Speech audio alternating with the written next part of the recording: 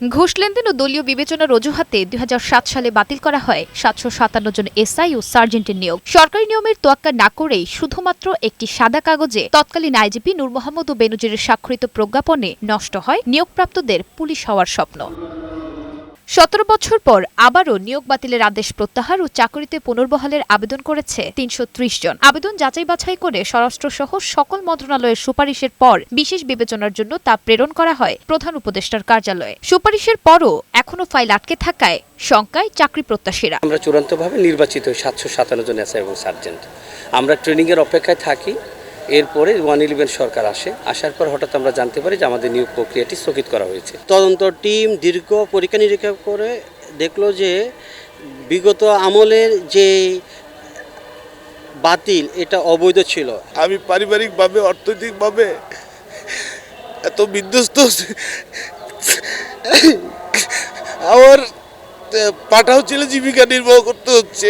পুলিশে নিয়োগ পেয়েছেন এমন খবরে যখন আত্মহারা সবাই, ঠিক তখনই আচমকা সেই নিয়োগ বাতিল হওয়ার ধাক্কায় থমকে যায় সকলের জীবনযাত্রা। ধাক্কা সইতে না পেরে লজ্জা ও ঘৃণায় আত্মহত্যা করেন পুলিশ হওয়ার স্বপ্নে বিভোর এক তরুণী। জানা যায় খবর পেয়ে সহযাত্রীরা লাশ দেখতে গেলে ক্ষোভ ঝাড়েন নিহতের পরিবার। যখন শুনছি যে আমার চাকরিটা চলে গেছে ম্যাডাম, তখন অনুভূতি শূন্য হয়ে গেছি। আমার আব্বা মারা গেছে, আমার মা এখনো অসুস্থ এবং আমার এলাকা বা সবার পরিবারে সবাই জিজ্ঞেস করে কবে চাকরি হবে। শুধু আত্মহত্যা নয়, পুলিশের নিয়োগ হয়েছে জেনে নতুন কর্মস্থলে যোগদানের আশায় কেউ ছেড়েছেন পুরনো চাকরি, আবার একই নিয়োগ বাতিলের খবরে কেউ বা হয়েছেন স্বজনহারা। হৃদয় বিদারক এমন বর্ণনা দেন ভুক্তভোগীরা। পাশাপাশি বিষয়টি মানবিক বিবেচনায় এনে দ্রুত সময়ের মধ্যে নিষ্পত্তির আহ্বান তাদের। বলা হলো যে আপনারা যদি কেউ কোনো সরকারি চাকরি করেন তাহলে এখান থেকে রিজাইন দিয়ে আপনারা ট্রেনিংয়ের জন্য ওয়েট করেন। 111 সরকার এসে আমাদের পুরো নিয়োগটাই বাতিল করে দেয়। এটা নিয়ে আমরা যখন কাজ করতেছিলাম দৌড়াদৌড়ি করতে, আমি একটা প্রাইভেট কোম্পানিতে চাকরি করতাম, আমার চাকরিটা চলে গেছে। এ বিষয়ে বারংবার সংশ্লিষ্ট দপ্তরে যোগাযোগের চেষ্টা করা হলেও মেলেনি কোনো সদুত্তর। তবে সাবেক আইজিপি নুরুল হুদা জানান, আইনশৃঙ্খলা রক্ষাকারী বাহিনীতে এসব অভিযোগ দেখিয়ে নিয়োগ বাতিলের প্রক্রিয়া সমীচীন নয়।